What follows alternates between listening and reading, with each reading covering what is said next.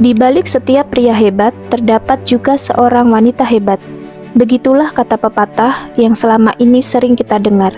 Namun, tokoh paling terkenal dalam sejarah dunia ini tidak pernah merasa cukup hanya dengan satu wanita. Bisa jadi 2, 3, atau bahkan lebih wanita yang ada dalam kehidupan romansa mereka. Mereka memanfaatkan kekayaan, ketenaran, dan reputasi untuk memuaskan hasrat akan keindahan yang tersembunyi di balik aura wanita. Sebagian dari mereka memang pria yang romantis dan pemuja wanita, namun ada juga yang memiliki tujuan lebih gelap. Sepanjang sejarah, tak terhitung jumlah pria terkenal, terutama mereka yang memegang kekuasaan, yang menikmati petualangan cinta yang tak berujung. Berikut adalah tokoh dunia paling terkenal dengan pesona luar biasa yang hidupnya selalu dikerumuni oleh banyak wanita.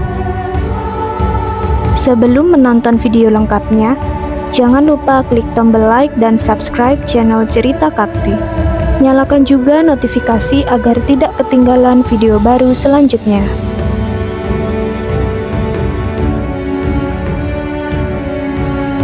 Tak lengkap rasanya jika tidak memasukkan nama Casanova dalam daftar panjang ini.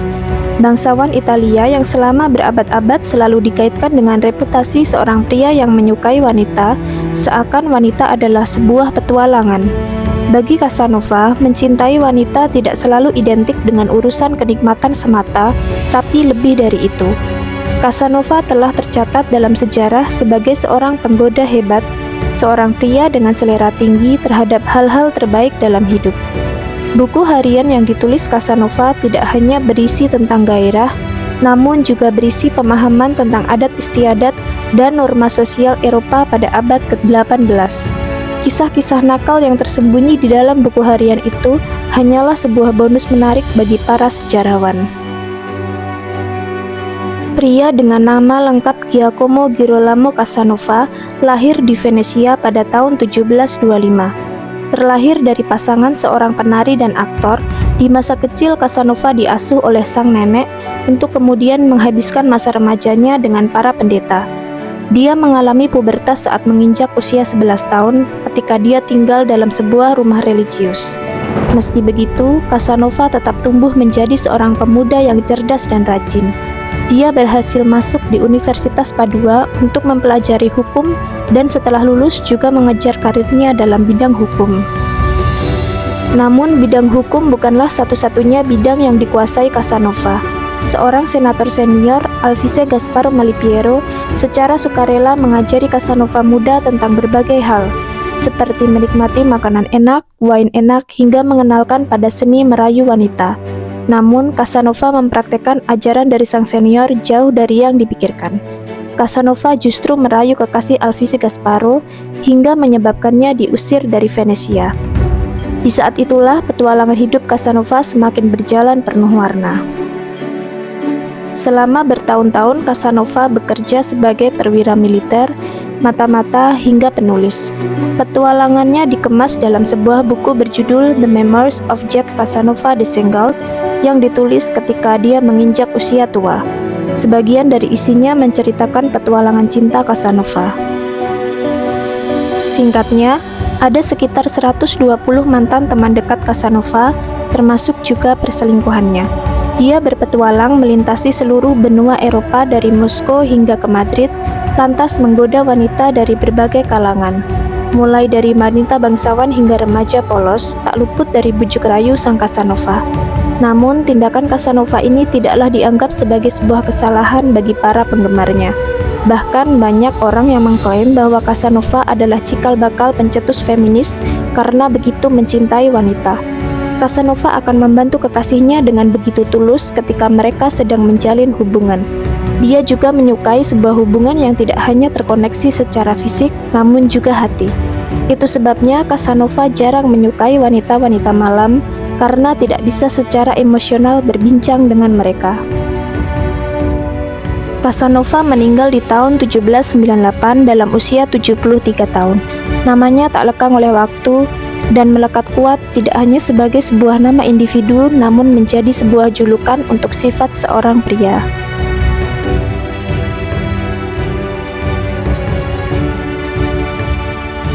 Jika berbicara tentang seorang raja yang suka bermain wanita, nama Henry VIII tidak ada apa-apanya dengan Raja Charles II. Seakan raja ini menganggap mengurus negara menjadi sebuah gangguan yang amat dibencinya. Raja Charles II lebih suka menghabiskan seluruh waktu dan energinya untuk mengejar wanita. Ketika banyak raja dan ratu begitu hati-hati dalam kisah asmara mereka, namun tidak demikian dengan Charles II. Dia secara terbuka memamerkan perselingkuhannya dan membanggakan kehebatannya di ranjang. Raja satu ini dianggap begitu boros hingga hampir membuat negara bangkrut. Dia berdalih memiliki suatu alasan yang kuat untuk melakukan itu semua, karena tidak ingin menyia-nyiakan kesempatan hidupnya yang hanya satu kali. Raja Charles II melewati masa remajanya dengan penuh tekanan. Pada tahun 1649, ayahnya, Raja Charles I, dieksekusi oleh Oliver Cromwell di London dan mengakhiri Perang Saudara Inggris yang berdarah. Karena khawatir akan menjadi target Oliver Cromwell selanjutnya, Charles II memutuskan untuk melarikan diri ke Prancis dan bersembunyi untuk sementara waktu, atau lebih tepatnya selama 11 tahun penuh dengan pesta minuman dan bermain wanita. Pada tahun 1660, pemerintahan parlemen di Inggris berakhir dan monarki kembali berkuasa. Akhirnya Charles II naik tahta dan dia punya tugas berat untuk menyatukan kembali bagian dari Inggris yang sempat terpecah belah. Namun tampaknya dia memiliki minat lain. Berdasarkan sumber dari literasi sejarah, istana Charles II mirip dengan Playboy Mansion di abad ke-17. Pada tahun 1662, Charles II menikahi Catherine dari Braganza, sebuah pernikahan yang didasarkan pada tujuan politik. Namun, dia hanya menyaksikan upacara pernikahan itu dari atap rumah bersama gundiknya. Dengan tanpa segan, Charles II memperhatikan sang mempelai wanita, Catherine, mengucap janji pernikahan tanpa ambil pusing untuk mendampingi sang istri. Bukan hanya kontroversi pernikahannya yang menjadi sorotan, Charles II bahkan tidak ragu memerintah pengawal istana untuk menyiapkan sekitar 15 wanita muda untuk disatukan dalam satu ruangan harem di saat yang bersamaan. Tidak ada yang tahu jumlah pasti para wanita yang pernah menjalin hubungan dengan Charles II, dan bisa jadi anak yang tidak sah hasil dari hubungan gelap itu lebih banyak jumlahnya. Charles II dikenal sangat loyal dalam memanjakan para gundiknya. Dia tidak segan untuk memberikan mereka apartemen, mengirimkan mereka banyak uang sehingga mengganggu stabilitas keuangan parlemen. Dengan gaya hidupnya yang sangat boros dan mewah, maka tidak heran jika pada akhirnya rakyat memberontak pada Raja Charles II. Tapi tetap saja Charles II tidak bisa dilengsarkan dengan mudah dan dia menjalani masa kekuasaan selama 25 tahun. Dia akhirnya meninggal pada tahun 1685 di pagi hari setelah menghadiri sebuah pesta mewah di mana dia menikmati kebersamaan dengan para gundik favoritnya. Sebuah akhir yang pantas untuk seorang raja paling arogan dan semaunya.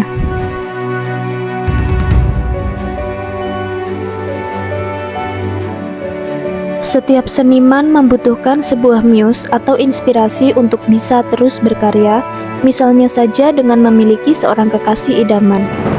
Namun dalam kasus Pablo Picasso, dia membutuhkan inspirasi lebih dari satu.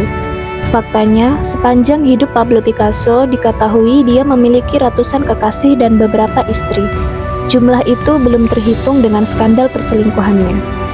Penggemar Picasso menganggap kebiasaan ini sebagai cara Picasso untuk terus berkarya. Namun, banyak orang yang mengkritik tindakannya. Tak bisa dipungkiri jika Pablo Picasso adalah seorang seniman hebat sepanjang masa, namun dia tetaplah seorang manusia yang punya banyak kekurangan. Kebiasaannya mempermainkan banyak hati wanita, menimbulkan kepedihan dan sakit hati. Lahir pada 1881, seorang Picasso telah menikmati keindahan wanita sejak usia dini. Terbukti dengan kebiasaan mengunjungi rumah bordil di negara asalnya, Malaga, saat berusia 13 tahun. Parahnya lagi, kebiasaan itu diajarkan oleh sang ayah yang sering membawanya masuk ke dalam rumah bereputasi buruk tersebut. Pengalaman masa remaja Picasso ini disiratkan dalam karya pertamanya, yang banyak mengandung unsur asusila hingga menghebohkan warga Katolik pada saat itu. Sepanjang karir, Picasso telah menghasilkan sebanyak 2.500 karya seni. Diperkirakan jumlah itu sama banyaknya dengan jumlah kekasih Picasso. Menurut catatan sejarah, Picasso menyukai wanita penurut dan lebih pendek darinya.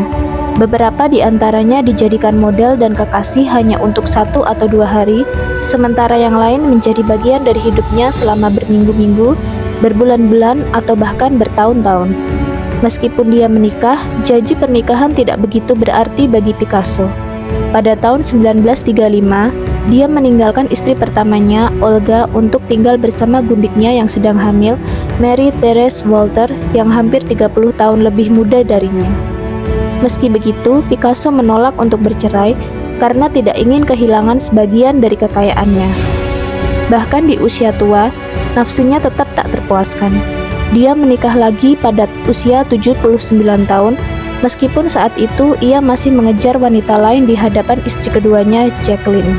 Kehidupan Picasso yang kacau memiliki sisi gelap yang lebih banyak merugikan orang-orang di sekitarnya.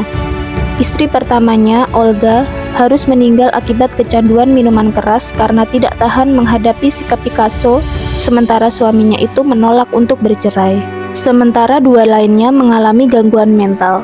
Hingga Picasso menolak untuk berhubungan lagi dengan 2 dari 4 anaknya setelah sang ibu menulis memoir tentang keburukan Picasso.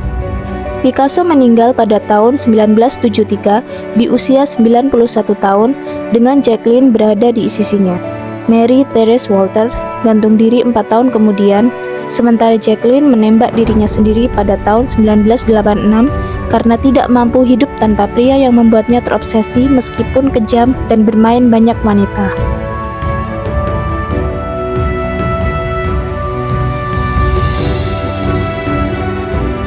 Jika seorang presiden yang hidup masa kini terlibat skandal perselingkuhan dengan seorang artis, sudah pasti akan menghancurkan karir keduanya hingga menjadi berita utama di seluruh dunia. Namun kala itu, Presiden Amerika satu ini seakan hidup dalam dunia yang berbeda. Meskipun terlibat skandal perselingkuhan di dalam Gedung Putih, nyatanya presiden muda ini tidak terendus media. John F. Kennedy begitu pandai menjaga reputasinya sebagai seorang pria cinta keluarga, padahal di belakang dia adalah seorang pemain ulung.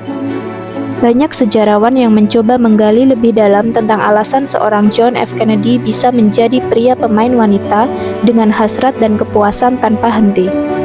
Diduga perilaku John F. Kennedy ini ada hubungannya dengan sang ayah di masa lalu yang gemar bermain wanita dan mengkhianati istri serta anak-anaknya.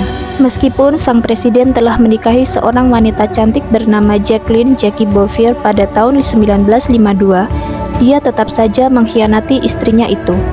Menurut berbagai sumber, sang presiden bahkan mengklaim jika rasa sakit di kepalanya hanya bisa sirna dengan berhubungan dengan para wanita tersebut. Sebagai seorang istri presiden yang baik, Jackie hanya menutup mata dan menerima kenyataan bahwa suaminya memiliki kekasih gelap, termasuk selebriti papan atas seperti Marilyn Monroe. Bahkan kabarnya, John F. Kennedy menjalin hubungan dengan karyawan yang bekerja di Gedung Putih kala itu. Kebiasaan sang presiden bermain wanita baru benar-benar terungkap setelah kematiannya yang tragis pada tahun 1963. Beberapa orang bahkan mengklaim bahwa nafsunya yang tak pernah puas juga turut berkontribusi pada kematiannya.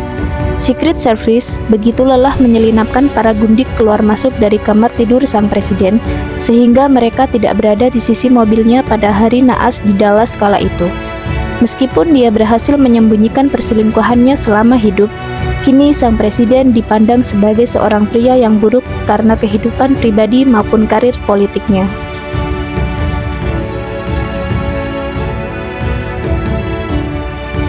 Sulaiman I yang dikenal sebagai Sulaiman Agung memerintah Kekaisaran Ottoman selama 35 tahun. Sebagai sultan dengan masa pemerintahan terlama dalam sejarah Kekaisaran Ottoman, dia memegang kekuasaan mutlak atas sekitar 25 juta orang dan tidak ragu-ragu menggunakan kekuasaannya tersebut. Di bawah kepemimpinannya, Ottoman menjadi kekuatan dunia yang signifikan, menaklukkan beberapa benteng Kristen dan mencapai kekuatan ekonomi yang besar. Nafsu Sulaiman terhadap wanita hampir sama kuatnya dengan ambisinya untuk memperluas wilayah dan kekayaan. Seperti banyak penguasa Timur Tengah pada masanya, dia memiliki harem dan sepenuhnya menikmati keuntungan dari posisinya yang berkuasa. Lahir pada tahun 1494, Sulaiman dididik di Konstantinopel sekarang yang disebut dengan Istanbul. Dia dikenal sebagai pemuda yang cerdas dan berpendidikan. Ketika ayahnya, Selim I, meninggal pada tahun 1520, Sulaiman yang berusia 25 tahun siap mengambil alih kekuasaan Kekaisaran Ottoman. Di bawah pemerintahannya, Kekaisaran Ottoman mencapai zaman keemasan pada bidang seni. Sulaiman sendiri juga seorang penyair berbakat, sehingga mendorong perkembangan seni, sastra, dan arsitektur lebih maju zaman itu. Selain itu, dia juga membuat perubahan signifikan dalam sistem pendidikan, hukum, dan perbajakan, yang semuanya membantu Kekaisaran Ottoman lebih berkembang. Namun, Sulaiman I tetaplah seorang manusia biasa. Dia memiliki harem yang berisi wanita-wanita cantik. Dia memiliki ratusan wanita muda untuk dipilih, seringkali memilih satu untuk sore dan berbeda untuk malam hari. Beberapa menjadi favoritnya, dan selain tidur dengan ratusan wanita, dia juga memiliki banyak anak dengan mereka meskipun hanya beberapa yang diakui secara resmi. Jumlah pasti wanita yang dia tiduri mungkin tidak akan pernah diketahui, tetapi Sulaiman jelas memanfaatkan penuh posisinya dan menjadi salah satu playboy terbesar pada zamannya. Namun, ada satu wanita yang benar-benar menarik hati Sulaiman. Hurrem, seorang budak perempuan dari suku Crimea. Awalnya Hurrem hanyalah seorang gadis biasa di harem Sulaiman. Namun, dia segera menjadi favorit sang sultan. Tindakan ini menjadi sebuah pelanggaran besar terhadap tradisi dan protokol. Alih-alih harus meninggalkan istana ketika anak-anaknya dewasa, Hurrem tetap di sisi Sulaiman hingga kematian sang raja pada tahun 1558. Sulaiman meninggal pada tahun 1566 dan pada usia 71 tahun, meninggalkan sebuah kekaisaran besar dan harem yang dipenuhi wanita-wanita muda yang kecewa.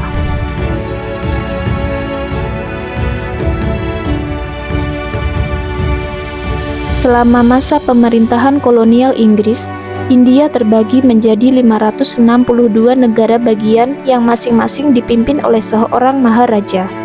Ada yang hidup sederhana, tetapi ada juga yang memanfaatkan posisi mereka untuk memperkaya diri sendiri dengan mengorbankan rakyat. Dan di antara mereka, ada yang memiliki selera yang sangat eksentrik, seperti Maharaja Bhupinder Singh Patiala. Bhupinder lahir pada tahun 1891 di negara bagian Patiala. Dia dinobatkan menjadi Maharaja pada usia 9 tahun setelah kematian ayahnya. Dewan Penasehat memerintah atas namanya sampai dia mencapai usia 18 tahun, kemudian Bhupinder menjadi maharaja termuda di India. Karirnya berkembang dengan cepat dan mengesankan. Dia melayani dengan penuh prestasi dalam Perang Dunia I dan kemudian menduduki beberapa peran penting dalam pemerintahan Raj. Pesta-pesta yang dia selenggarakan menjadi legendaris dan nafsu makannya sangat besar. Namun, bukan hanya makanan yang dia inginkan dalam jumlah besar. Bhupinder memiliki nafsu seksual yang tak terpuaskan. Dia memelihara harem yang terdiri dari sekitar 500 wanita yang terus diperbarui personelnya, dan bahkan penampilan masing-masing gadis diubah dengan bantuan penata rambut, ahli kecantikan, dan ahli bedah plastik. Konon, Bhupinder mengikuti perkembangan mode di London dengan cermat dan suka menyesuaikan penampilan haremnya sesuai dengan tren terbaru.